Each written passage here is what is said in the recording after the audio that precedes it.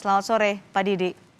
Selamat sore Mbak Cindy. Pak Didi, jadi masih ada berapa ekor buaya yang belum dipindahkan oleh BKSDA Jambi? Kurang lebih ada perkiraan ada 10 ekoran Mbak yang masih ada di penangkaran Mbak. 10 ekor? Iya, Oke, padahal ini evakuasi sudah dilakukan berhari-hari. Berapa lama yang dilakukan oleh BKSDA untuk mengevakuasi buaya ini dan apa kendalanya?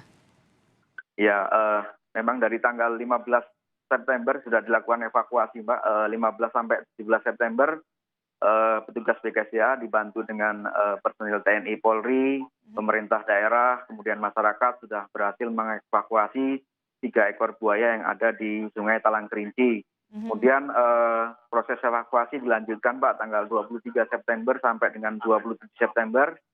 Tugas dari BKSDA Jambi dibantu TNI Polri, pemerintah daerah serta masyarakat berhasil mengevakuasi 11 ekor buaya.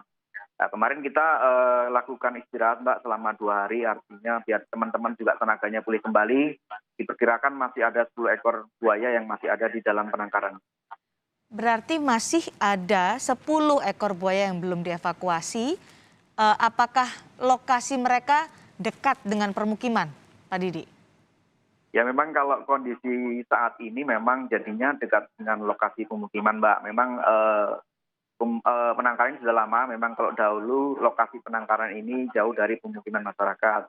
Karena perkembangan ini artinya sekarang posisi penangkaran dekat dengan masyarakat sehingga pihak pemerintah berusaha mengevakuasi satwa ini supaya masyarakat juga ada rasa aman. Mhm. Karena kami punya data, Pak Didi, terkait Ya, jumlah Mbak.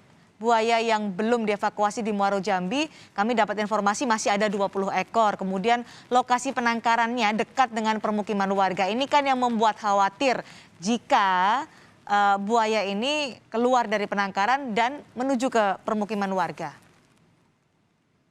Pak Iya Didi. Mbak, ini juga iya baik Mbak. Jadi memang semalam juga teman-teman masih melakukan proses penangkapan dengan memancing Mbak. Jadi ketika malam hari kan buaya bisa kita lihat matanya, untuk semalam itu yang terpantau itu ada sekitar 8 sampai 10 ekor. Sehingga kita juga mungkin bisa jadi masih ada 10 sampai 15 ekor yang dalam kolam Mbak. 10 sampai 15 ekor. Jumlah ini pasti atau tidak, Pak? Karena kan yang menjadi kekhawatiran jumlahnya masih banyak, kemudian mereka dalam keadaan terbengkalai. Ada kemungkinan mereka ke permukiman warga. Ya memang petugas terus melakukan upaya evakuasi Mbak. Nanti juga kita pastikan lagi ada beberapa metode yang kita gunakan nanti ketika kita sudah beberapa bisa kita evakuasi yang buaya besar, kemungkinan juga tim akan menggunakan perahu untuk memastikan tidak ada lagi buaya di dalam penangkaran tersebut Mbak. Hmm. Proses evakuasinya hanya dilakukan oleh BKSDA atau ada bantuan dari pemerintah provinsi, Pak Didi?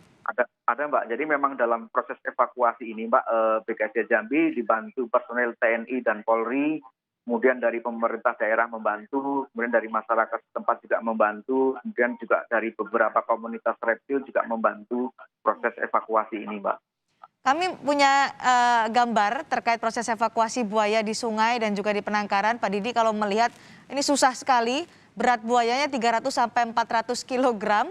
Bahkan ketika dipindahkan ke truk juga perlu usaha yang luar biasa. Kendala yang paling dirasakan oleh BKSDA ketika memindahkan puluhan buaya ini apa, Pak Didi?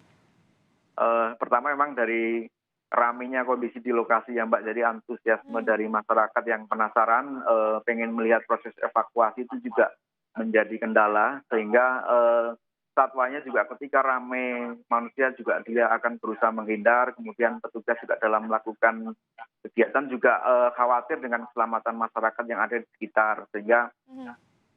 ini akan juga diupayakan untuk melakukan evakuasi, kemungkinan kita rubah strateginya di malam hari Mbak.